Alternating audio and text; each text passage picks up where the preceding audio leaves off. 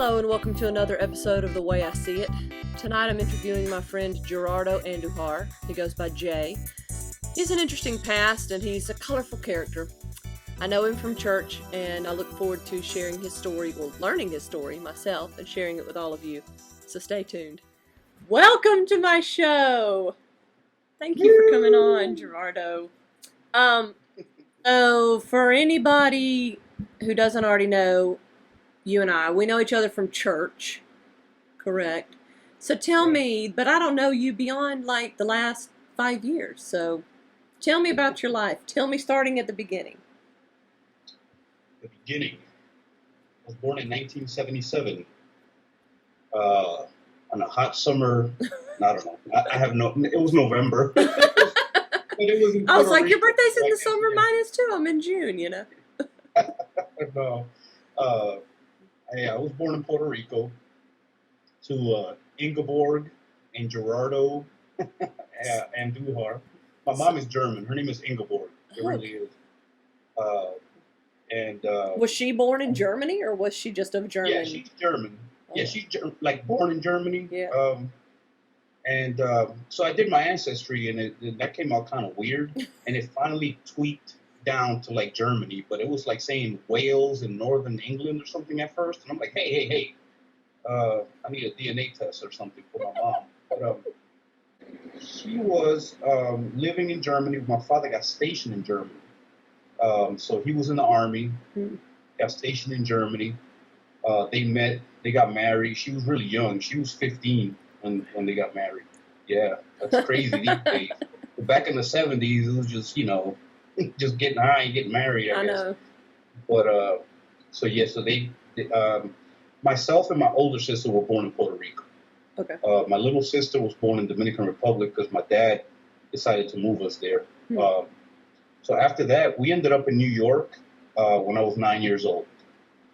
They did a trial run when I was a little younger, but I don't remember much. You know what I mean? Like, they sent me to New York, and then we got chicken pox, and I thought I was going to die. So they sent me back. They sent you, did they send you to live with somebody else there, or? Well, my dad was there, getting things going, I guess. Okay. And we lived with my, in a terrible neighborhood in Bushwick, Brooklyn. At the time was terrible. Now it's like a hipster area or whatever. Gentrification. But, they cleaned that thing up. I took my wife, and I was like, I'm going to show you I grew up in the hood. And we go there, and there's like cafes and smoothie shops everywhere. I'm like, okay, let's trust me, it was the hood. Yeah. And English is my second language. A lot of people don't know. They can hear the New York accent. You really can't hear like a broken English too much, but you could definitely I think people can tell it's a New York accent that I have. But I started learning to speak English when I was 9, which made it easier than most people. So your mom spoke in Spanish too? She didn't teach you German? My mom, I had to argue with my friends. All my friends swear my mom is Hispanic because she speaks perfect Spanish. I mean, it's just, she speaks perfect German also, but my friends would like tell me that she's a liar and I got into a fight in middle school. Because your mom's a liar. She's not German. And I'm like, she is German, but she's like absolutely perfect Spanish. She has blonde hair and blue eyes. That's the only German. Everything else, she's got the Latina fire in her now. She's learned the last 50 years or whatever it was. So yeah. So they moved to the Dominican. How old were you when you moved to the Dominican? I think I was like 6 months old. That's something so you were really little. Yeah, Puerto Rico, I don't remember at all. I remember my grandmother owned a giant turtle, like a huge turtle. Tortoise thing, yeah. Yeah, tortoise, one of those things. And I remember that there was a hurricane and we lost the turtles. That's just, I don't know how much of that is a story that was told to me and how much is an actual memory. Yeah. So, it's mixed up. And I don't remember Puerto Rico at all. I don't tell people I'm from Puerto Rico. I tell them I'm from Dominican Republic. Yeah. Because then they'll say, where are you from in Puerto Rico? And I'm like, end of conversation. Yeah. Delete. That's the hospital. I'm from the hospital in Puerto Rico. Yeah. Yeah, exactly. I was born in Rio Piedra. That's all I know. And then they're like, oh, yeah, I got to cut. I'm like, oh, no, no, no, no, no, Mm-hmm. please. Just like when you tell someone, oh, yeah, I'm German. I can actually speak. I lived in Germany for 3 years, Mm. So I can actually say, oh, yeah, I know Germany. And I speak a little German, but my German, the little bit that I speak it so well that then people think I know German in Germany and then talk back to me in German and they're full, machine gun talk. And I'm like, nah, we need to slow it down a whole lot for me to respond. And we went last year, and it happened to me like 10 times because I'm ordering food and trying to get around, and people really think I know German. And Like the functional German, just to do things like the ordering the food and the. Yeah, I need beer and food. That's it. Almost got into a fight with a cab driver in Germany, but anyway, that's another story. So when y'all He's trying to moved rip us off. from the Dominican to oh yeah, them Europeans, man. When you moved from the Dominican to New York, were you excited or were you sad or what was your your feeling there? Super excited. We used to see. Do you remember the twins on the spearmint gum commercials? They'd be skiing. Yeah. I don't know if it was. They're probably not twins. They just figured out how to split the screen in the 80s. So it was like double mint gum, and they would come down skiing, and I was like, oh man, I can't wait to get to the United States. It was sad because we had a big old dog. His name was Bronco. I named him after my favorite Dominican wrestler. Well, we did. And that was the sad part, but I was super excited. All my cousins, everyone, my whole family is already in New York. And I thought I was going to be skiing and playing in the snow. And then we ended up in Bushwick, Brooklyn, which Brooklyn, I think, in New York at the time was probably the murder capital of the world or whatever, And it was terrible. I witnessed a murder. I mean, this is like when I'm a little kid. Wow. You know what I'm saying? Like, was it like out on the street that you saw? Out on the street. I'm telling you, we witnessed shootouts for the whole time that we lived there. And then, the drug addicts and stuff like that. It was everything opposite of what the Wrigley spearmint gum or the double mint gum or whatever commercial showed me in the You gotta travel up to upstate New York for any snow. Right? It's like they brought you to the wrong place. So yeah, it was our landlord lived on the first floor, and he used to anyway, he was crazy. He beat his wife and shoot nails at her and stuff. We have so many stories from growing up in Brooklyn. All of us, that when we get together, it's all like, it's almost like each one of us can write a different book. Yeah, make a movie. So what do you think of de Blasio? Do you think he's doing a good job? I feel like he's putting NYC back down the toilet bowl right now. I will. Because just hearing about murders, you were talking about murders, and I was like, crime has gone way up, so. Right. I remember when Giuliani took office.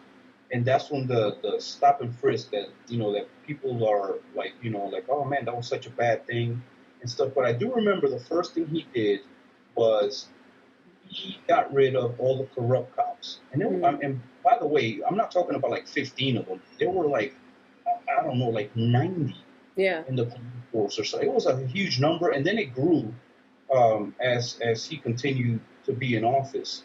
Crime went down significantly. In New York, when it was Giuliani. I've heard obviously praise for that, and then people on the other side who don't praise it, like Dan Bongino. Do you know who Dan Bongino is? Guy that does. He has a podcast, and he's on like Fox News and stuff. He's a former New York police officer, and he's a Republican. So he's a big Giuliani fan, and he's mentioned that about what you said about corrupt cops and how one of the big deals was, these guys were just allowing crime to go and somehow benefiting off of it, and he got rid of that. And obviously with the stop and frisk, the negative, the people who diss it say, well, it was, racial profiling and it was racist. But then on the positive side, people have said, well, it was the broken window policy. Like, if you allow if there's a building sitting and a window gets broken and you don't repair it because it's just a little thing, eventually you're going to come by and that whole building is just going to be, all the windows going to be broken. It's just going to be run down because people think no one cares about this building. Whereas if you stop if you stop the little crimes, like one broken window, there's a whole bunch of other crimes that don't end up getting committed because you start with the little things. So Right. that's the reason I've heard that was a good policy, you know. Yeah, and the problem with that is it's the collateral damage.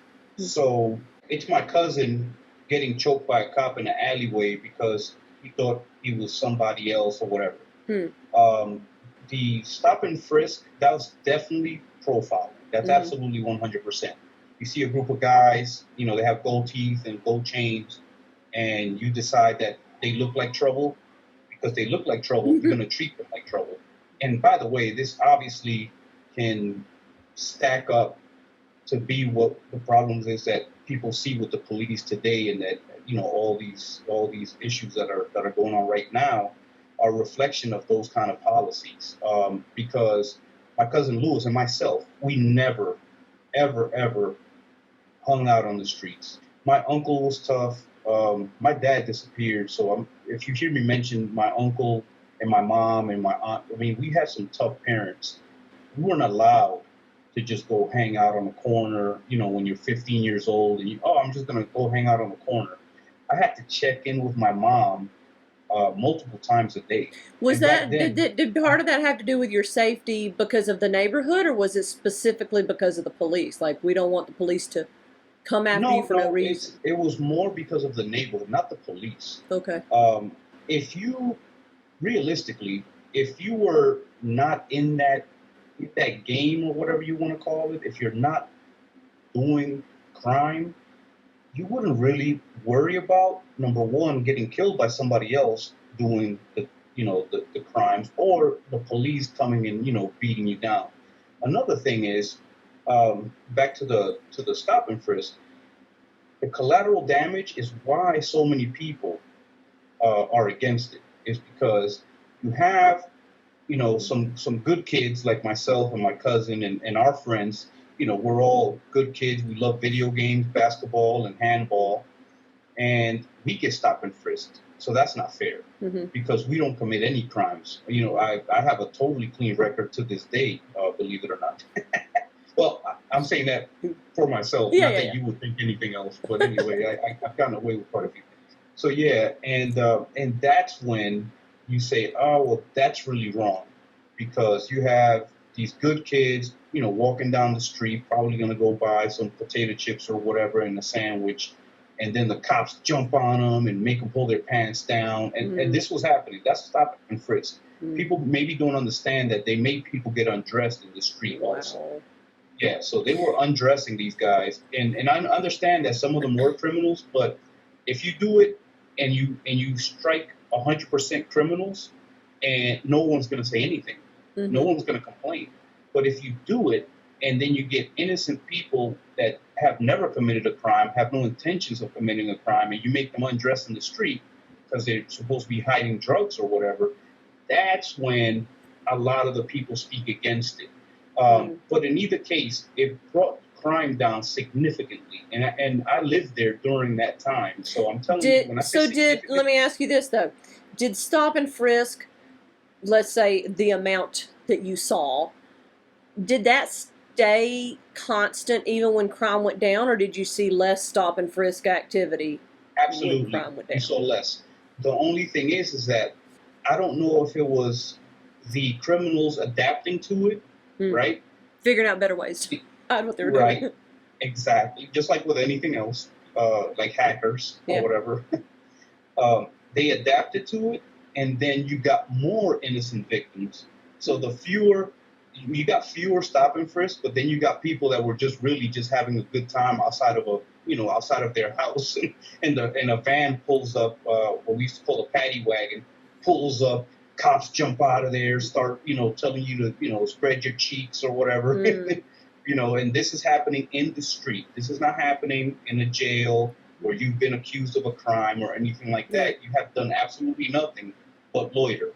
Would you like, if Gerardo could run the world, if Gerardo could run New York City, what would you feel would be the happy medium, I guess? Because on the one hand, you do want to deter crime, and obviously that was kind of a golden age for New York City as far as just safety and tourists Right. coming and feeling like this city is beautiful. Like I thought it was a dung heap in the 80s and now it looks great.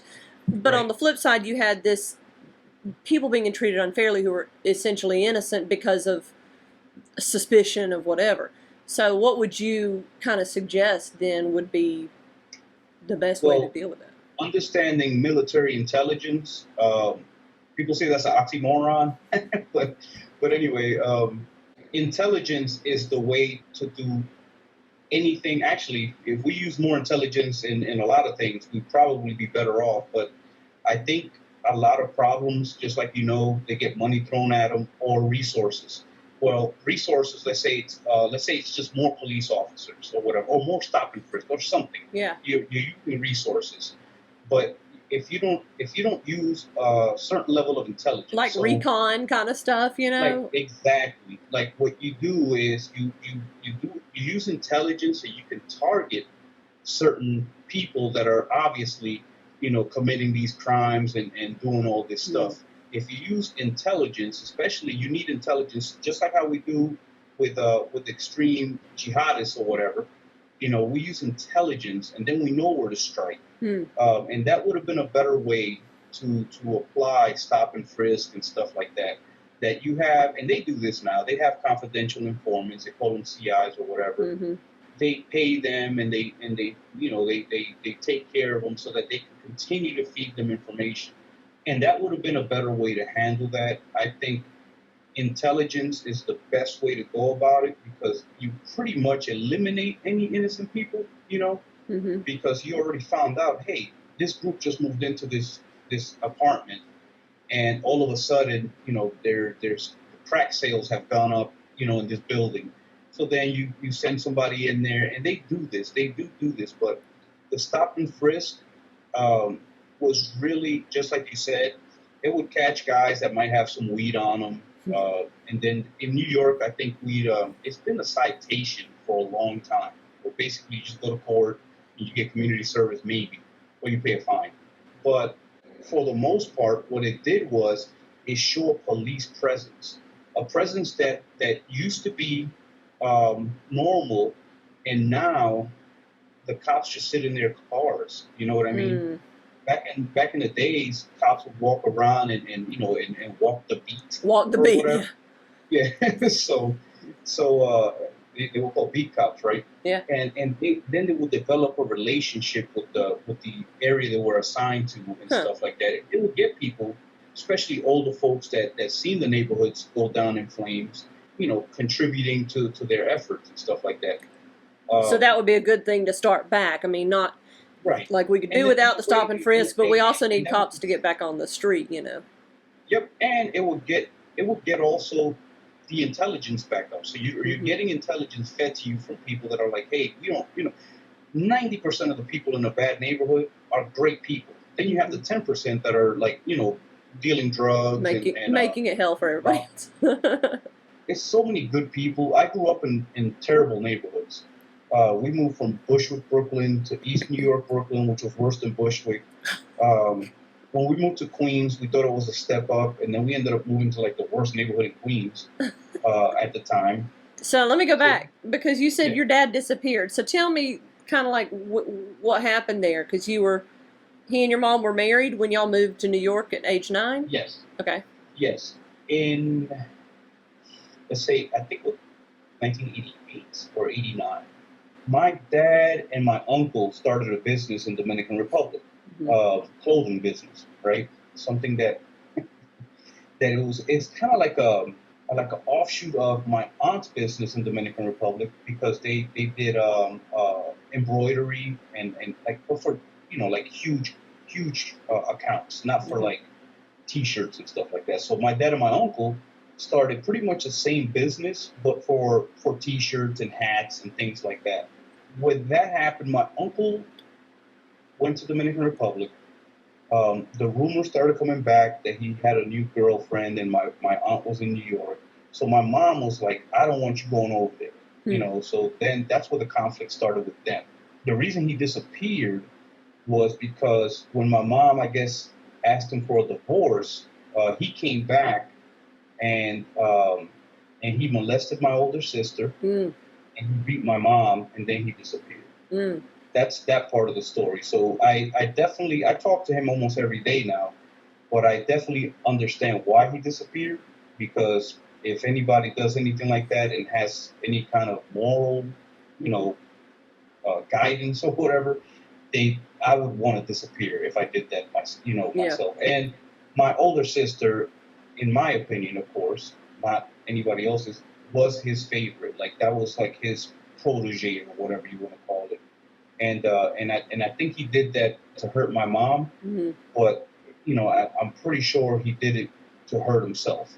You know what I mean? And that's the reason why I say he disappeared is because we didn't know where he was really. He didn't just like move somewhere else and then we could be in contact every now and again. It was no birthdays, no Christmases, nothing. Mm. No cards, no letters, no phone calls for I think it was like 8 years. Wow. That we didn't even know if he was alive or dead. So yeah, so that's So was that's that? Did y'all do some of that moving then after he had gone, like moving to Queens and stuff? Yes, we moved to Queens. Uh, and I know this is going to sound crazy. This is a true story. I told you we can all write a book, all of us in my family. So my father and my uncle acquired a debt with the Dominican mafia in New York. So when he left to go do the business, and the business didn't work, and they got into anyway, they didn't speak to each other. My father and my uncle, who passed away 2 years ago, they didn't speak to each other for years after this business flop. But guess what? These people were calling my mom asking for their money back. So we had to leave immediately because they were supposedly following me to school. Mm. And threatening her and telling her what school I went to and what streets I walked to school and everything. So we moved to Queens because of that, not because we were, making more money or anything like that. We really just had to go because and she used to tell them. I used to hear her crying on the phone, telling these people, "I don't have any money. I don't know where he is." Mm-hmm. And that was, she was telling the truth. But my uncle, he came back to New York. So apparently my dad was the one that acquired the loan, from the loan sharks that never got paid back and still didn't get paid back to this day. So I hope they don't watch this video. I don't have any money. But anyway, yeah. So when did you go into the Army? I joined the Army in 1996, November 20th. Is this like when you, right after you graduated, like the same year, or did you graduate high school? It was a little late. Oh, okay. I was supposed to graduate in 95, but I got distracted in high school with girls. Yeah. So I was actually in a special pre-med program in the school. You had to get accepted into it and everything, right? Mm. And in a high school, I think by 11th grade, I shot up. I shot up to 6 feet tall, and I got my license at 17, and it was too much. My mom was very free and liberal. She was like, "Oh yeah, you can do whatever you want, pretty much." And I had my own car, so I graduated late. I graduated in early '96. I was with who is my ex-wife now. I was with my son's mom, Mickey's mom, and we both joined the Army together. So that's when I joined. I joined in '96. Were y'all married at that time, or just was she your girlfriend at the time? She was my girlfriend. We joined together, and then we married December of '96. So we came back home on vacation, I guess. They called it Exodus leave for Christmas and New Year's. And we came back home, got married, and then that didn't really last too long. You might have heard this before. The military doesn't make for long-lasting marriages or whatever. It's not very conducive to relationships and stuff like that. I think you could be more successful maybe if one person's not in the military, but both people in the military. My cousin is a career Army. He's retired now from the Army, but he and his wife married in college or right at the end of college. He actually did college and then went into the military or to the Army. Oh, good. And was like a meat inspector. He never went above sergeant. He was one of those that didn't want to be, I guess, above sergeant. But she stayed home. Basically, she homeschooled their son, and so she was everywhere he was, as far as whatever base he was at or wherever he was living. But they've had a successful marriage, and now he's retired anyway. But so I don't have much experience with people, in the military. Just that one cousin. Yeah, and like I said, she was young, and she made a mistake right in training. We were barely in the Army. You know what I mean? We weren't even at a duty station. So she made a mistake when she was in her training with a drill sergeant. And then we try to work it out, which is why we have Mickey, obviously, because we were going back and forth trying to work it out for some months while we were in Germany. We got stationed together in Germany. And, so y'all are stationed together? How does that work? Are y'all like living in a military house together? It's, over there, it's like an apartment. Yeah.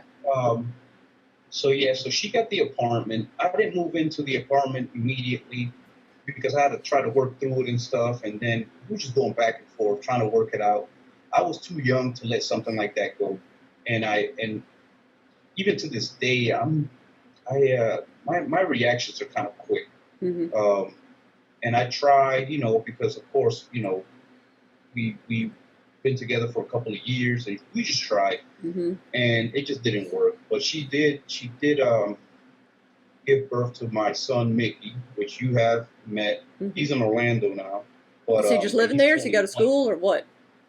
He is trying to stream video games, so he's trying to do what you're doing, except for you don't do video games, but he's trying to stream playing video games and doing commentary while he's playing or something like that. That's like a big thing on YouTube. Yeah, and then just working, he works, he was just working at a oil change place. He's way below his skill level because he's a full-on mechanic. He's been working with me since he was like 11. But does he do that for the freedom of a schedule to do the video games? Is that the reason? Yeah, and that's why he didn't want to work for me now recently. He worked for me for 2 weeks, and then he was like, I don't have the time to do my streaming. So I was like, okay. I got to focus on what's important, Dad. Exactly.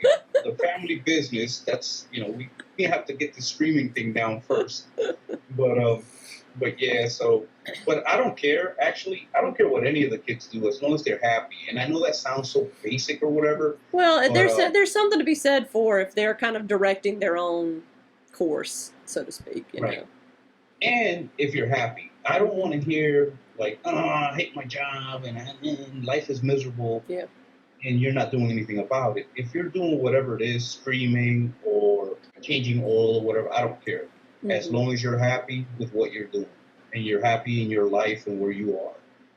What I don't want to hear is when you're 33, you're going to be saying, I can't believe I didn't do this. I wish I should have done that. I'm 33 years old. I should be here. I should be there. And that's a big thing for folks that they sleep for like a decade and they wake up thinking they should be somewhere else. Well, you didn't do anything to get anywhere else. And this is not a slight on anyone because I'm probably going to share this video with everyone once you post it. But your dad will be like, thanks, son. Yeah, well, if you haven't done anything significant to improve your situation, you probably should shut up about your situation. You know what I mean? Like I said, I came to this country not even speaking English. I came to the worst neighborhood in the world, to me, at least, and to a lot of people. We had no money. There were like 13 of us in a 3-bedroom apartment. This is not made up. This is all true. I used to sleep, head to foot or whatever with like 4 of my cousins and stuff. I mean, crazy. And then to go through and open these businesses and just fall and get up and fall and get back up. I don't want my kids saying when they're 34 years old, oh man, I hate this life. And well, you have to do something. Mm-hmm. When you're 24, you have to do something, not wait. And then when you're 34, say, oh man, I can't stand, where I am today. Mm-hmm. And this is a country that, no, despite everything that's going on, some people love it, some people hate it, but it's one of the easiest places to do something, like you say. Right. and to change what you're doing if you don't want to do what you're doing. Yep, exactly. And I will make this. I made this comment to a lot of people, all my American friends, really. People that don't like this country are the people from this country. Mm-hmm. The Mexicans that want to climb over that wall or under the wall or go around it or whatever they want to do. They absolutely love this country. Yeah. The people like myself and my mom and my dad and my uncles and aunts, everybody that just like had to jump through hoops and have kids in Puerto Rico so they're American. You know what I mean? And then get everybody over to New York so that eventually we all are living. And I'm telling you, I have a lot of cousins. That's a Latino thing. I used to be a Hispanic, but we're Latinos now. The Hispanic thing is that we have a lot of cousins. I mean, we multiply. You can tell by the percentages in the country, in the United States. It's just everyone now they're teachers. They have good jobs. They have houses and cars, and this is what my uncle and my dad and my mom and they all sacrificed for. You know what I mean? Most of the people that don't like this country, and not saying that it's perfect. But I will tell you this: it's a lot better than where we came from, and it's a lot better than where all these Guatemalans and South Americans that travel 2,000 miles, on foot and on train or whatever, to then illegally cross some mountains and die of thirst or whatever on the way over. Not funny. In the back of a truck.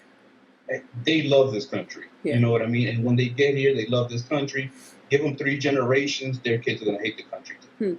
And they're going to say this country sucks, and they're going to start quoting Marx when they go to college and stuff like that. It's like the stupidest.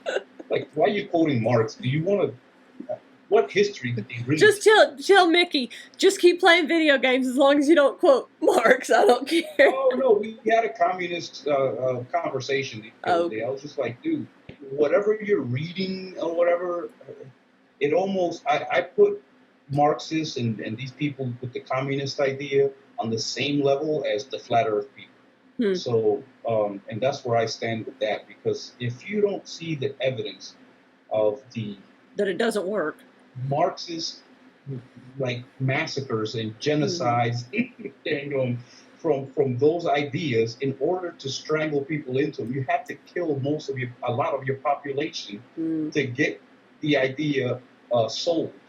And I don't think that's sold, obviously. You really just have to scare the crap out of people to get them to comply. Cuba's still there, and obviously a lot of their issues are because they can't trade. But at the same time, if you have Cubans, if it's so good, you have Cubans that escape Cuba and go to Dominican Republic for refuge. Dominican Republic is a poor third world country. So if you have Haitians and Cubans going to Dominican Republic, wherever they're coming from is horrible. Yeah. You know what I mean? So why would a Cuban doctor or lawyer be in Dominican Republic, trying to work for my dad as a fisherman? You know what I mean? This is a true story. Yeah. I see these young kids. In my opinion, anyone who supports Marxism or communism, this doesn't plan to achieve much. Because if you are a doer, if you're an entrepreneur, if you're hungry for accomplishments and getting things done, there's no way you can like the idea of communism or socialism. Yeah. There's no way you can like that idea, because if you work really, really hard, you should get more than the person that doesn't work really, really hard. And that's just common sense. If I go to the gym every day, I should have more muscles than the person that doesn't. Yeah. I mean, it's just basic analogies. I could keep throwing them at you. These kids, they just didn't see it from an actual live like we did, with the Berlin Wall coming down and the Cold War, and all this stuff, and the struggles that communist countries go through, and they're still going through right now. But it's just not there. I guess they don't feel it like we felt it. You know what I mean? Yeah. But yeah, that's. We ended up on socialism, but yeah, that's fine. That's fun. I want to go My back dad, though. when he was there, You were in the army. You and your first wife got divorced. How long did you stay in the army? Did you serve? 6 years. Okay. So I was in 5 years. I got out. I started working fixing copy machines. Then I was a cable installer, and then I worked for the State Department doing diplomatic security service, which was for diplomatic security for IT. So I was not walking around with a gun or anything like that. I was just ensuring that the networks were secure Around and the that flash drive. yeah, exactly. Your flash drive better not be, whatever. It better be a approved flash drive. And by the way, back then I bought a 2 gig flash drive for $120. I only have $120. the one flash drive that I have had for years, and it's still just like a half of a gig. It's like what, a 512. Right. That you can get like one Word document on there.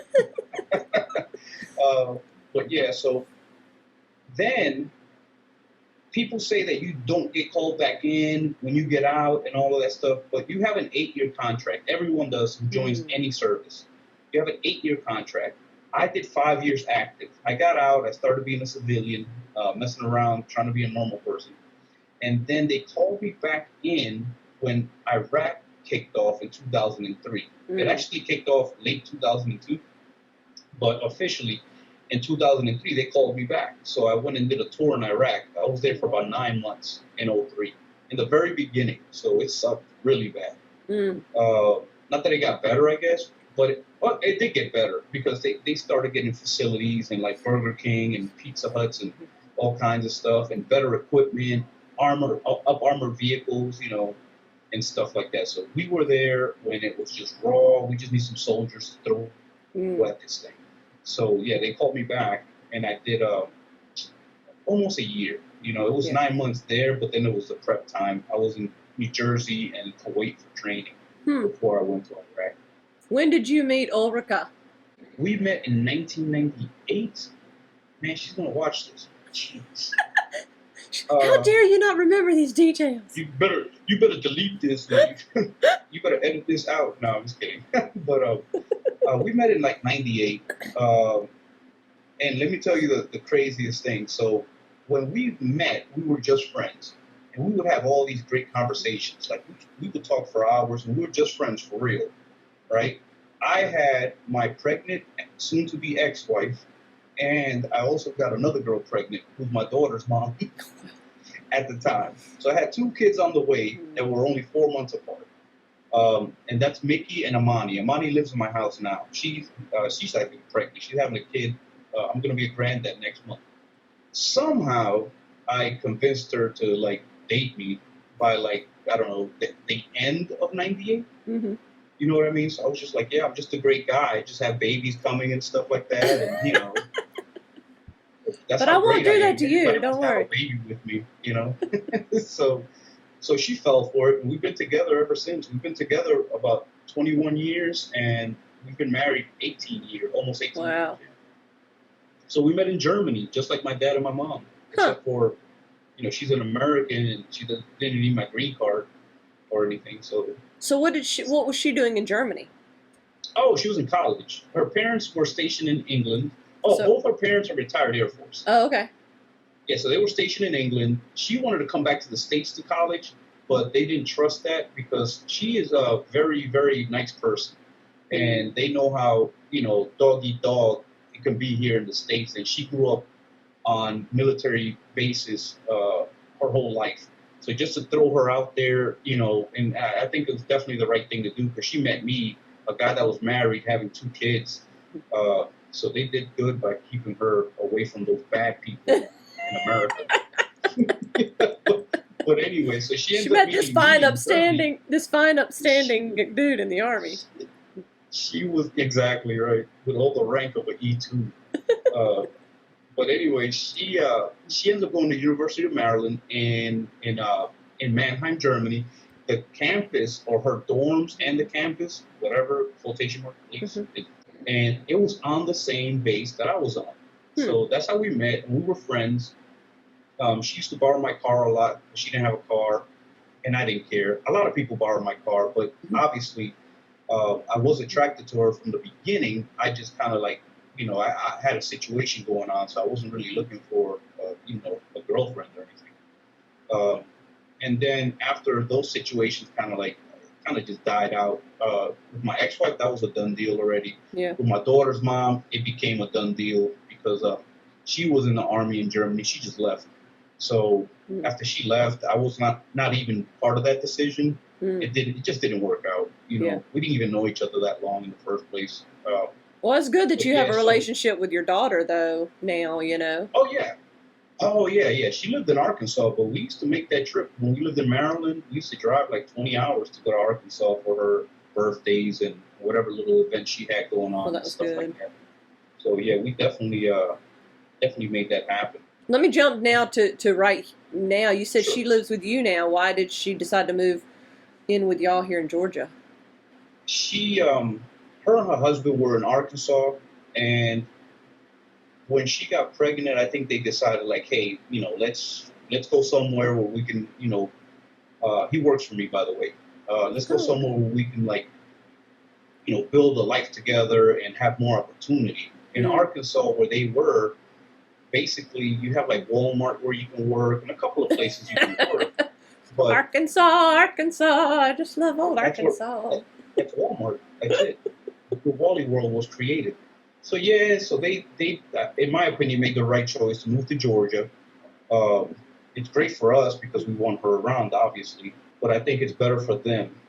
He's a great worker too. He's actually out there right now as we speak. He's in the hood on the west end of Atlanta doing some trash trucks. But and he's super country, so it's funny to be around him too.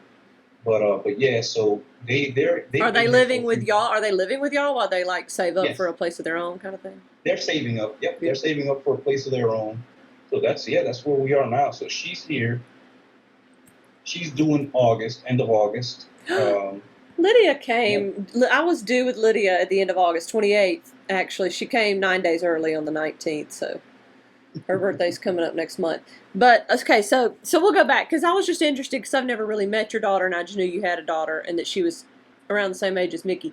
So you and Ulrika met in Germany, friends, and eventually started dating. Yep. And got married, obviously, and then had kids. So did you have a time in your life where you came to faith in Christ? Because obviously I know y'all from church. Yes. So I was an atheist for a couple of years in high school, like everybody else. Now let me ask you real quick, was religion a part of your life growing up? Or was it just okay? Yeah, so we, oh my goodness, I know you've heard this 1,700 times on all the baptism videos, right? So we grew up Catholic. Okay. There we go. Ding, ding, ding. Well, I didn't want to just assume because you were Latino that you were Catholic, but it was a strong, possibility. Yeah, right, exactly, right. So we grew up Catholic, and then by high school, I was in that pre-med program. I was learning all kinds of science, and I was like, man, this makes more sense. And believe it or not, I decided that because of what was happening to me, it's still in high school. I wrecked a car and got robbed the same night, and that's when I said, Jesus is real. God is real. I probably didn't say Jesus at the time. I wrecked the car and got robbed the same night. And it's not because I was saying, oh, I'm a bad person. I need to fix what I'm doing in order for these things not to happen to me or something like that. It just made sense. But I didn't go to church. I stopped going to church in elementary school because I was volunteering to help in the kitchen, and the people in the kitchen were talking bad about my mom. They didn't know that this white lady was my mom because I looked like Puerto Rican. So that kind of like, I lost the whole taste for church. I was like, wow, man, my mom is working 20 hours a day making shoulder pads. True story. I'm glad she got out of that business. But before that market crashed. Yeah, I know. I'm glad she got her like her CNA or whatever she did back then or whatever. But so after that realization in high school, I still wasn't really interested. I tried in Germany to go to church a few times, and I just didn't like it. It was a show to me, and it felt like a show. It just, no one can really grab me and pull me back in. Did I believe in Jesus? Yes. Was I willing to like serve and do all the things I did at Upstreet with you guys? No, absolutely not. I wouldn't even go to church because again, I tried. It was all a show. Some people have, I guess, I don't know what their intentions are, but it just didn't work. Fast forward, we go to a church in Maryland. Before I bought a commercial fishing boat in 2005. I bought a 50-foot commercial fishing boat in Turks and Caicos.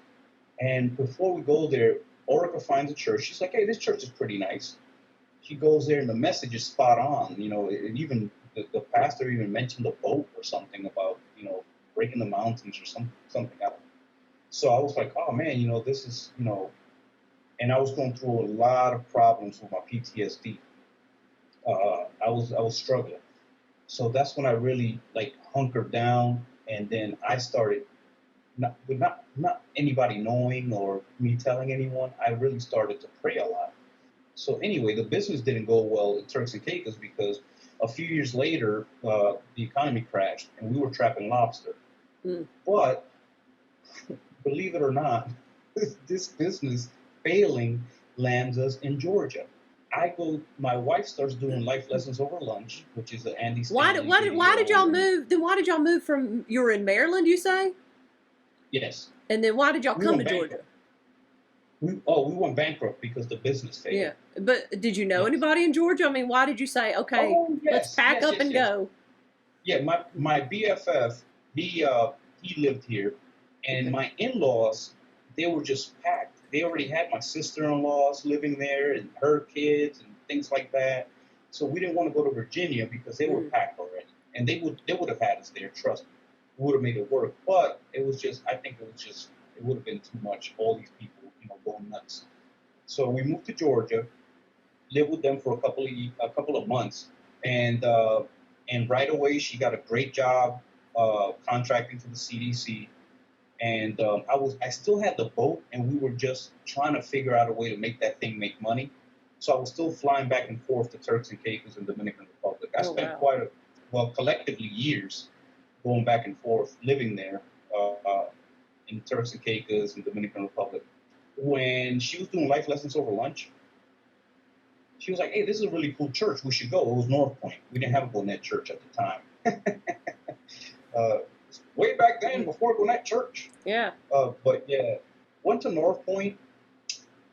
The message was one of the messages that I used to roll my eyes and just say like, whatever, dude. You know, you're not getting me, so whatever.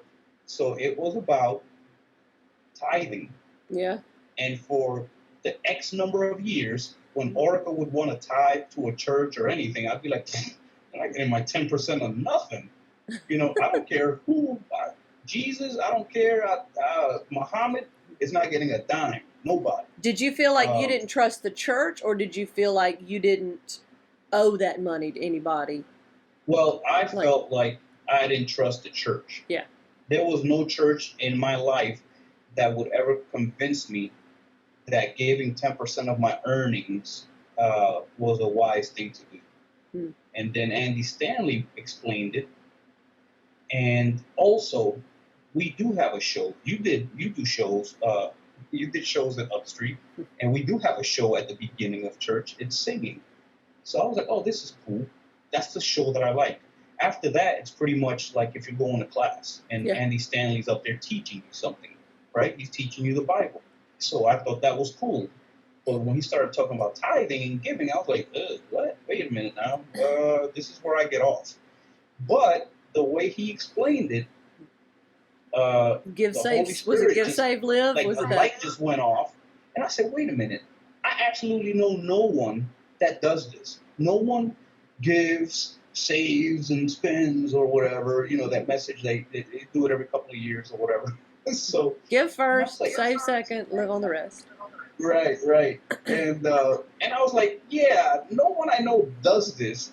And we all suck at money. I mean, I'm talking about my friends, my family, And even back then, it was my in-laws. They're doing way better now, and we sucked that money. They sucked that money. My friends, all of them, everybody I knew just sucked that money. And I told Ulrika, I said, man, you know what? We got to do this. Against everything that I believed in, we have to start doing this because it just made sense. So that's when I really started going. And just like the funny videos they make, I was like, yeah, but I'll never serve. I'm not doing that. A couple of months later, I was signing up to do parking lot, but they were full. And then Sarah Dickens, when we started in Crosspoint, Yeah. I signed up to try to do, tech, whatever, the background thing with the producing. And she actually reached out, and I was like, oh man, I get to do something at church. I was so happy. I'm serious. I would have never, if you talk to my family members, like my cousins and stuff that I grew up with, my sisters, and you told them that I was going to church and I was serving at Upstreet with kids and stuff like that. And the children's ministry. Right, with the children's. They were all in shock for years. They probably thought it was a phase, but then after like 5 years, they're probably like, okay, maybe he's serious. You know what I mean? So yeah, that's when I really got committed. I wouldn't say that I found Christ that day because I always believed, except for my couple of years of atheism or whatever. But I still always believed, and I always knew. And then this just kind of stepped my game up really towards God, where I would serve and I would be more interested in learning. And then we did some silent retreats and stuff like that. I think I did one. Ulrika did two, where we would focus. And this is a Catholic church. It's in Alpharetta, and it's Ignatius House. Okay. That's what it's called. Yeah, so it's a silent retreat, and we did it together. And so we didn't talk to each other because other couples were there, and they would hug each other, and I was like, nah. We'll just start cracking up, and people would be mad. So we just like staying away from each other. But so is the point of a silent retreat just to be reflective, and just yeah, and also they had services that you can go to, and like mass and stuff like that. You can just go to, and again keep learning in a different format. You know what I mean? A lot of the stuff the Catholic Church does is, it's but anyway, ritualistic, correct. And so a lot of stuff is like that, and so it's interesting to do it that way also. You know what I mean? To kind of see what they're about and what it means to them, almost like taking communion or whatever. But they do a lot of other things, obviously. But yeah, so it enhanced my interest in learning more about Jesus. That's what it did going to North Point. It definitely did. And also the whole relationship. I don't know if that might be blasphemy in the Catholic Church.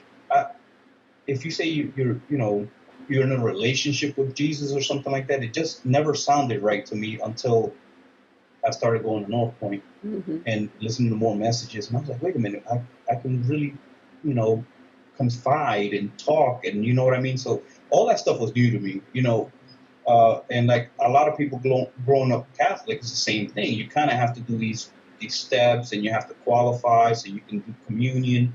And if you want to get married in the church, you have to have done communion and all this other stuff, and kind of, like I said, like you kind of have to qualify to be there. And North Point and Gwinnett Church, you really can just show up and start learning whether you're, a believer or not. And my problem was not with believing in Jesus. My problem was with who am I going to go to learn about Jesus. And I think that was a perfect fit for me. Was North Point Church, just because it felt welcoming and it felt open.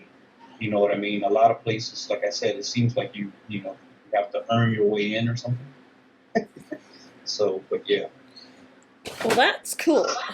We're kind of caught up. I'm trying to think if there's anything else specifically that I want to ask you, because I've loved hearing, just your take on the country, and we kind of got a little bit into politics just with the talking about Marxism. Now, how much would you say your view of the country was shaped Was it mostly shaped from being an immigrant, or was part of it shaped from also, obviously, I guess part of it was shaped from serving in the military? What role would you say those played in how you view the country today and stuff? The answer is E, all of the above. So Yeah. yeah, no, I would say that coming from a third world country definitely plays a big role because you know how you say there's nowhere else to go but up or whatever. So even being in Brooklyn, we had guaranteed breakfast and lunch at the school, even in the summer. I don't know if they do that still, but you know what I mean. They had summer programs where you go get breakfast and lunch. It was just they had WIC, they had we were on welfare for a while, just things that again is unheard of in third world countries. You're just Yeah. hungry over and then your neighbor might give you some of their food or something like that. But definitely that's a big thing. And for me now, going into business for myself, I started in 2005. It really does. It changes your views because I think people think you just land somewhere in success. Like a billionaire guy, the Bethel's dude or whatever, the Amazon guy. I saw a picture of his office when he first started, and it was just like a crackety office with he wrote Amazon in the back on a dry erase board or something. And I said, man, now he's like the richest guy ever or something like that. And people think he just got there. Like he just, he cheated his way. He got lucky. He caught a lick. His granddaddy, owned the plantation. He crawled on the backs of other people. Right. He stepped on people. I'm like, he gave other people jobs. What are you talking about? Right. No, only thousands and thousands of jobs. But, and this, that in the recent, I would say in the last 15, 20 years, yeah, actually like 15 years. So we also used to own real estate, rental properties. We did a lot before I bought that fishing boat and changed the course of our lives, really. And that was a venture with my dad, by the way. It was his idea. Coming back to as a whole, being an entrepreneur and struggling. I mean, struggling to the point where we filed bankruptcy twice to this date. So I think Trump has 4 bankruptcies or whatever. We have 2 already. You're on your way. And yeah, so we're going to keep working at it. We'll catch up. But but anyway, doing that and getting back up and doing it again, and then now I have this contract with this good company, and even though things are slow because of the COVID right now, we're doing well, and you just have to keep trying, but it hurts so much every time. You feel like you're letting your kids down. You just took all the money you guys had and opened up an auto repair shop, and you just took all the money you guys had and bought a fishing boat. I didn't get a loan because I didn't know better. I should have got a loan. Would have been in the bankruptcy. But I didn't know better. You just took the money, all the money that we saved up from Iraq, that we refinanced these houses that we had. We had our home, and we had a couple other properties in Pennsylvania. And then in doing that and losing it all, getting it back, losing it all, getting it back, that I think is what shapes my views and stuff now. So when someone says something about socialism and communism and stuff like that, I'm like, man, you really have no intention on doing anything. You really just want something given to you. And you think that life should be fair, and I totally disagree with that. I tell my kids from when they were, I'm telling Lillian now, she's 3 years old, life is not fair. I'm not really telling her that, but I will. Life isn't fair, kid. Life is never going to be fair, and it shouldn't be. Yeah. Because going through all of that, and then finally you become successful, which I fully intend on doing. I wouldn't just keep going if I was like, oh, this is just going to fail. But I'll have fun doing it. Right. I'm just doing it to see if I can fall down again. So doing all of that and going through and understand that I have a wife and children that I answer to. You know what I mean? So going through all of that and making the move and our electricity getting cut off, it's then to say that you're making me share my earnings once I'm successful, I'm the bad guy. So once, I'm projecting that with this contract and the way things are going in the next couple of years, this company will be making a couple of $1 million a year. So you're telling me then I'm the bad guy. Then all of a sudden I should be sharing with everything I went through. You didn't go through it with me, but I should share with you.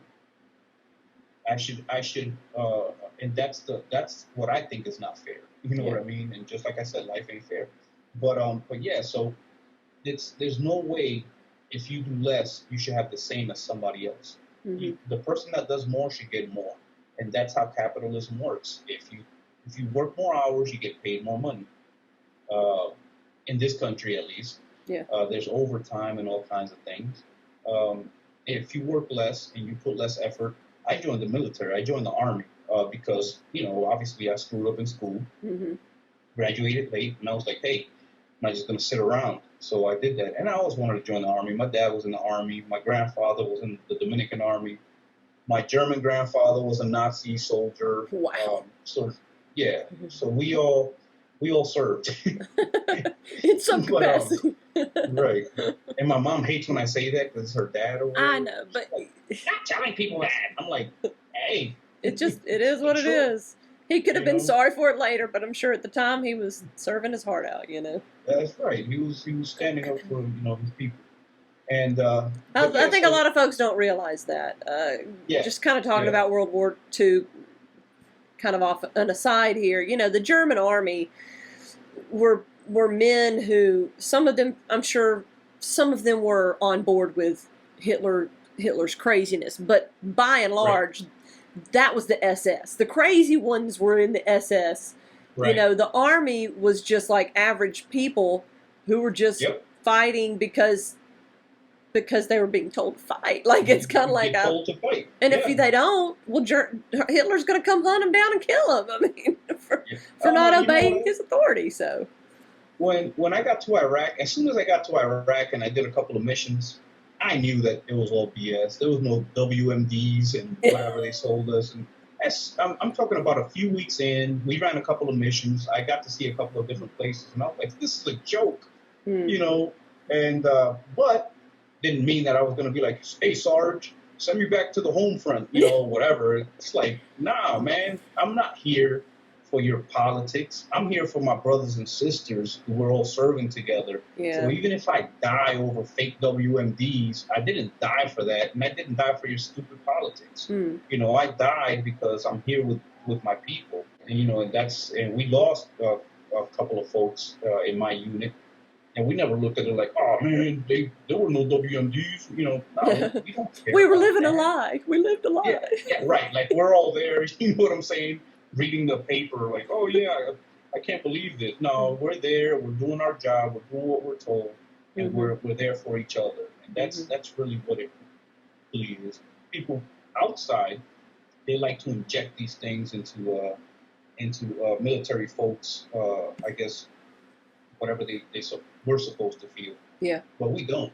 We don't care. I tell you the truth, they could start some crap tomorrow in Russia, and if they called me, I would go. You know what I mean? We don't care about that. We just go because we know other people are making the same sacrifice. Yeah. And we'll just go again. I know, I'm guaranteeing you 97% of the people that I serve will go right back, even at 42 and being overweight. But, be like, if you really want me to come, I'll come, but you're probably not going to like it. I'll go. I'm not saying I'm going to do well in the PT test, but I'll be all right. Yeah. I'll do my best. But that's a lot of the stuff is just people don't understand, and I think there's a lot of, because of social media, the ease of access and the ease of people's ability to put things out there, I think some things get a lot of attention, they get a lot of hype, and people just tag along, and I see why. I mean, I have kids, they spend way too much time on their phones and stuff like that, and then they think that these are actual ideas and truths, where when you and I were growing up, we get our information mostly from books, and our those are pretty parents. solid. What's that? And our parents. That's right. Yeah. Or our right. friends, you know. Yeah. Oh, well, yeah. Well, that's. But even if you got it from your friends, that's a much smaller circle than social media. Yeah. Don't listen to your friends is what I tell my kids. Mm-hmm. They're your age. How can they tell you better than what you already know? You know, that's what I tell them. Last question. So, What you got? Trump or Biden or Joe Jorgensen? Man, you know I'm going for Joe. I Not think Biden though. I was gonna say not Joe. I don't know. I can't vote for Joe Biden. He's No, you know, I'm back in, 2000 and whatever, man, when Trump won, because remember, well, I don't know if you know this, but I voted for Gary Johnson, and I was like, Me too. Like on Facebook, like, come on. Let's just get it to like 10%. We just need to make a splash. Exactly, man. Oh man, and I just reposted your post, and I'm telling folks like, hey, if you read what she says, and again, I have another friend. He's also conservative. He replied on there, and he said, man, I'm gonna have to vote libertarian again because I feel that's what I'm gonna do again. Now, if it were a clean situation where I would say I'm voting in the interest of just the interest of my business, I would vote for Trump. Mm-hmm. I can't tell you anything like that about Biden. There's nothing I can say. Oh, I would, because of you blank, can't say anything. You can't say Biden. anything. Yeah, I was gonna say you can't say anything positive about like his policies Like, or his stances why I would vote for Biden. Like I say, okay, as a business person, obviously Trump. Mm-hmm. Yeah, Trump. Business person. The economy was steaming great a few months ago. Mm-hmm. You know what I'm saying? Before the Rona hit, unemployment was great. The economy was great. He was doing a good job. I think he sounds like a total idiot. So it's very hard for me. And then so many people try to explain and I guess help what he says. But any interview that I've watched, it's just like, wow, man, this guy. And then if you go back 20 years, his interviews sound great. Yeah. So I don't know if he's acting or he's just got older and he's like, whatever. So I'm going to say whatever the hell I want. I'm an old fart. You know how people get older and they just say whatever, man. Yeah. It's like you go from a 3-year-old that says whatever, and then you go from a 70-year-old that 73-year-old says yeah. And Biden, I have nothing to say about that. Biden, I'm afraid, won't know his own name by November. Yeah. I've seen some of the stuff, and I reposted one of those videos where I'm like, okay, people, this can be a real problem. You know what I mean? Yeah. Everybody was talking right after Trump got elected about how we need to invoke the 25th Amendment because he's not mentally fit, and I'm like, he's totally mentally fit. And despite what the media says, I don't think he's racist. I mean, I think he'll just stick his foot into his own mouth and anyone else's mouth on any given day. Right. But there's certainly nothing worth invoking the 25th Amendment. But I'm like, if Biden gets elected, that is for sure going to happen within 6 months. And the thing is that I've seen so many videos where I'm just like, this can't be real. I think it's like, doctored or whatever, or, photoshopped or whatever. And I'm like, man, that's a dangerous situation. And people, out of desperation, will do that. They will go out there and vote, and they don't even care. I mean, they're not even looking to see what he's planning to do. He's so vague, on the few things that I've seen, the few interviews that I've seen. He's so vague about what's going to be what, or what he wants to do, or what his intentions are, and that's purpose. Obviously, they're not going to do debates. So I don't know if you don't think they will. I was going to say I hope they do, and I would hope that we could find a way to get enough attention for Joe Jorgensen. I say Jorgensen because I just can't imagine that it's Jorgensen, but it could be Jorgensen. Yeah. Joe Jorgensen. To get at least, I don't know, some sort of national media attention in a debate or something. But Gary Johnson didn't get in any debates, and I think he was as popular as she is at this point. So I just don't know. I mean, but I'm going to keep kind of plugging away for her just to... Yeah. And I had people that were mad at me because I was pumping Gary Johnson a lot on Facebook the last election, and people were like, "Oh man, you're gonna like, oh, by the way, so on my Facebook, I have like extreme right wingers and I have extreme left wingers. I have so some my of those. Facebook is awesome. So or it's very like, stress-inducing. oh yeah, oh no, it's very stress-inducing because I'm telling you right now, I'm like, oh my gosh, I see something from like my uncle in California, and he's like super extreme left or whatever, and I'm like, what are you talking about, man? It doesn't make any sense, And then I see something like from the super extreme right wingers. I'm like, are you crazy? Like, anyway, so I consider myself a conservative, but some of these things that come from both sides are just like, it's the reason why we don't make any progress, because I think Republican politicians are pandering to like the extreme, there's no middle ground, and I think Democrats are doing the same for the extreme left, like defund the police, stupid stuff like that. You're like, what? Okay, that sounds stupid. And that's the kind of thing, and it's like, you really think that's a thing? You know what I mean? Tell me what the plan is then.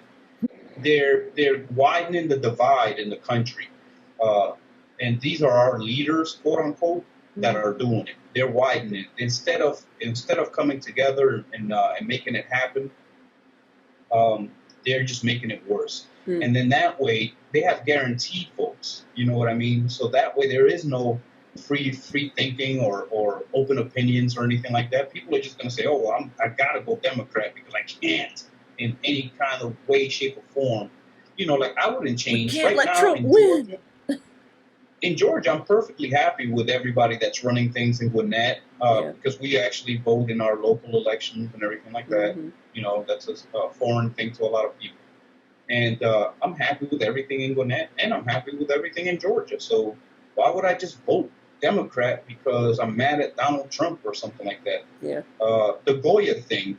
Did you hear? Oh, of course you heard about the Goya thing. Of course.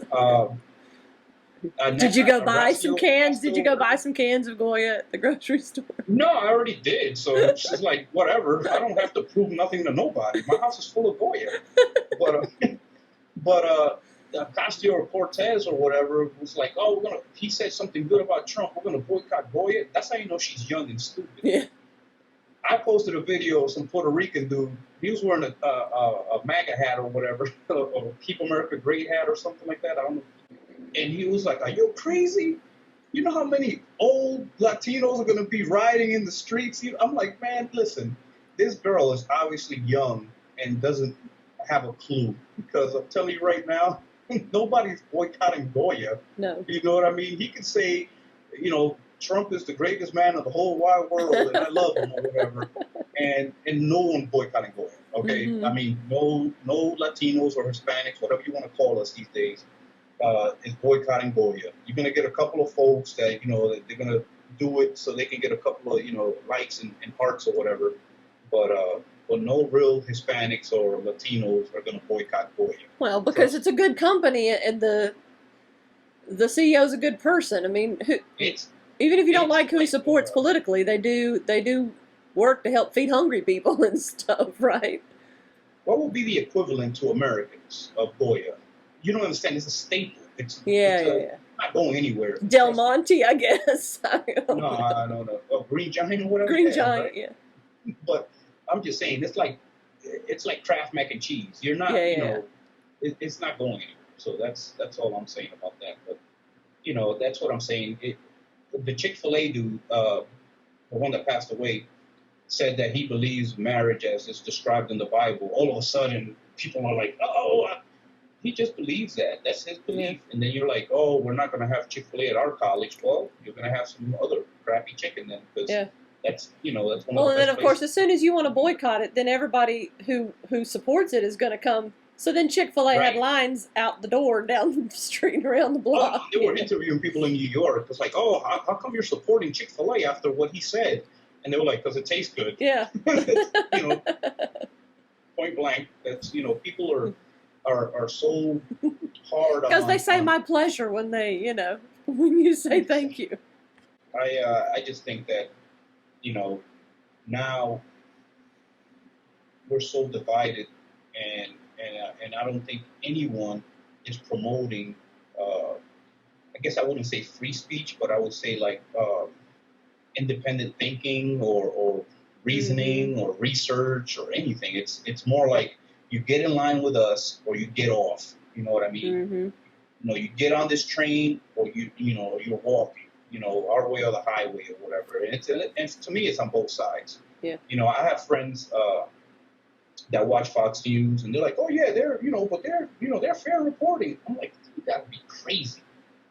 Fox News was destroying Obama for 8 years. Mm-hmm. Now CNN and MSNBC, they're destroying Trump for 4 years. It's the same thing. It's just a different audience that they're catering to, so that you can stay angry right in front of that TV, just angry at what they're saying about Trump.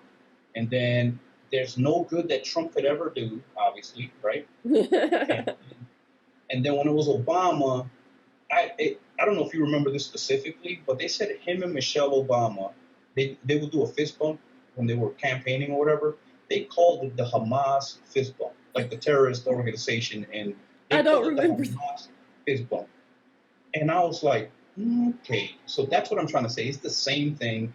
They just rewrite it so that you can stay angry and you can stay engaged to their channel, so that you can watch the commercials that pay them their billions. Yeah. So that's why I don't watch anything. So, by the way, I get my news flashes from things that people post on Facebook.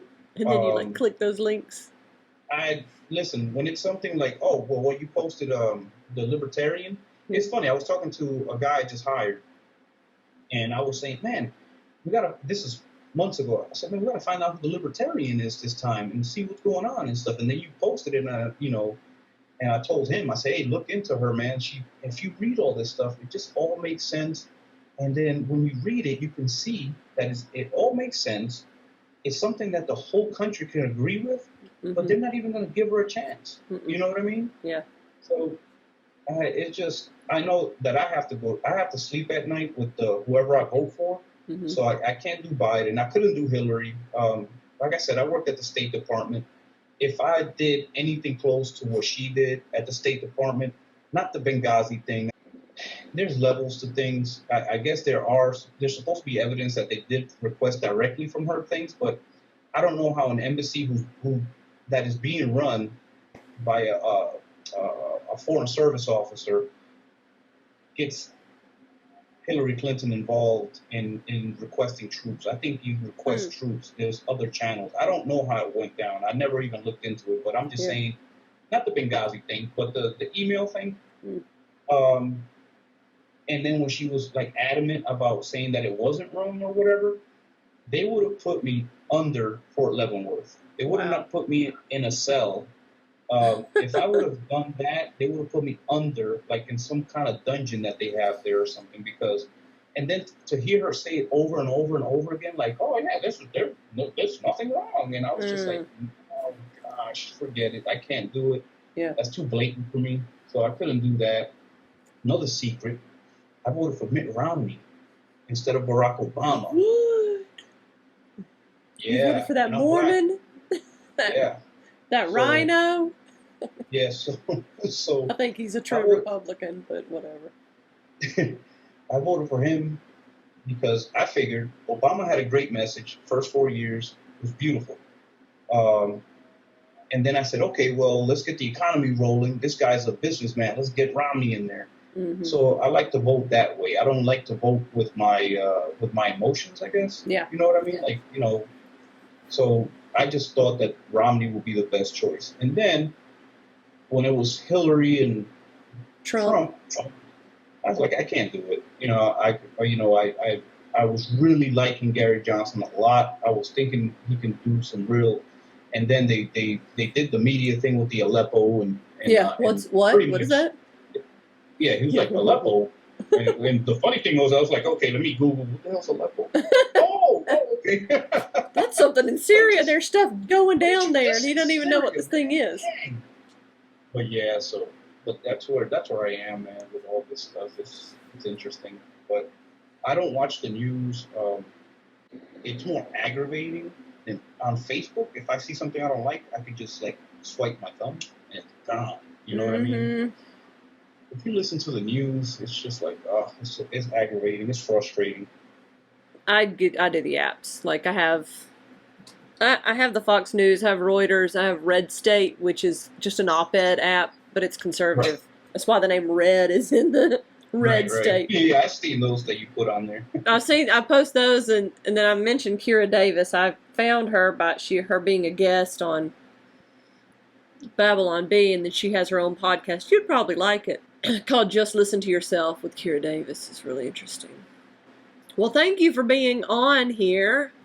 We had a long conversation too. I think my interviews continually get longer and longer and longer. Oh no, I talk a lot. If that's the nice way you saying that I talk a lot. It's not just that. My interview with Kristen right before this last week was like an hour and 15, and I think this is going to be an hour and a half. Yeah, no, like I said, I do. Like you ask me a question, I'm going to answer it. No, that's fine. That's what I got everything I wanted and more.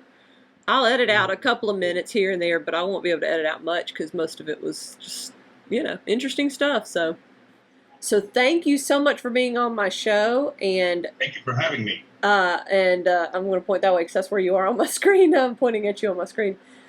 Remember to like and subscribe, and leave us a comment on this video, and maybe one or both of us will reply because you're also on YouTube, right? That's right. All right. Thank you so much.